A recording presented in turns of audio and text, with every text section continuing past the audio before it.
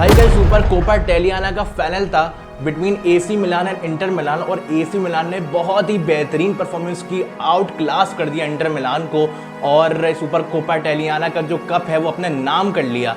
The Super Cup sparkles for the Rossoneri in Riyadh.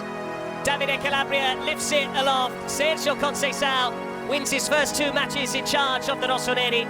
And Milan are the winners of the EA Sports FC Super Cup. मतलब 3-2 से शिकस्त दी है Inter Milan को और बहुत ही बेहतरीन फाइट उन्होंने पुटअप की है। अगर आपको दिल में ये सवाल है कि भाई ये सुपर कोपा इटालियाना कप होता क्या है, तो इसके बारे में हम तफसील से बात करते हैं। देखिए, पहले जो सुपर कोपा इटालियाना कप होता था ना, वो होता था between Serie A winners versus the Coppa Italia winners, तो ये होता था। लेकिन उसके बाद 2023 के सीज़न से अब तक ये जो होता है टूर्नामेंट, ये 4 टीमों में मुश्तमिल होता है। ये होता है रनर्स अप और विनर्स ऑफ सीरी ए और between the Coppa Italiana winners and runners up, तो मतलब 4 टीमों में मुश्तमिल होता है। तो इस सीज़न का जो फाइनल था वो बिटवीन इंटर मिलान और एसी मिलान था और उसमें बहुत ही बेहतरीन मैच हुआ, एंड तक ये गया है।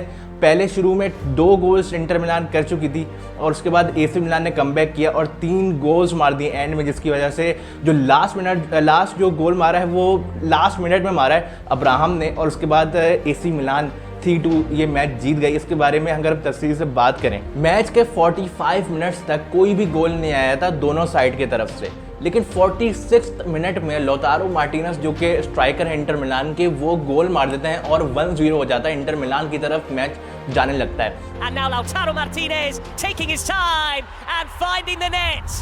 He's not been in the best form. और जैसे ही सेकंड हाफ शुरू होता है तो कुछ ही देर बाद 47वें मिनट में तेरीमी जो कि इंटर मिलान के प्लेयर हैं, वो सेकंड गोल मार देते हैं। 2-0 हो जाता है, इंटर मिलान जीतने की पोजीशन में आ जाता है। और अमूमन अगर आप 2-0 किसी टीम को मार देते हैं तो उसके बाद कमबैक करना सामने वाली टीम का बहुत मुश्किल होता है।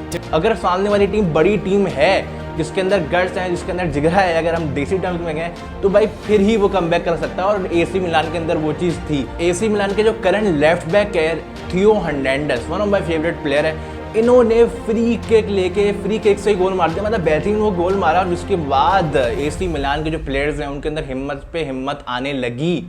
टाइटल था सुपर कप इटालियाना का और सबसे हाईएस्ट जो टाइटल है वो जुवेंटस का है, 9 दफ़ा वो जीत चुके हैं।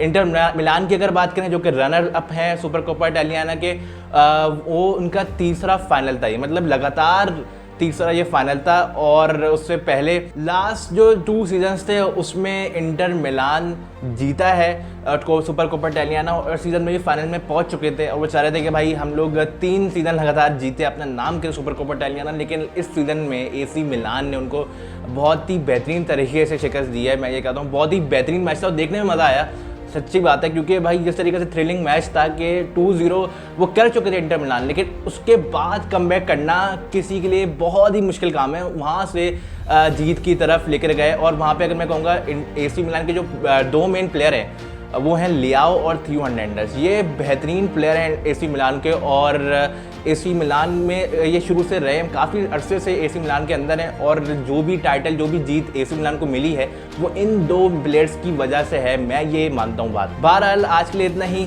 मिलता है अगली वीडियो में, अपना बहुत ज़्यादा ख्याल रखेगा, अल्लाह हाफ़िज़। After 3 consecutive Super Cups, Inter's run is over.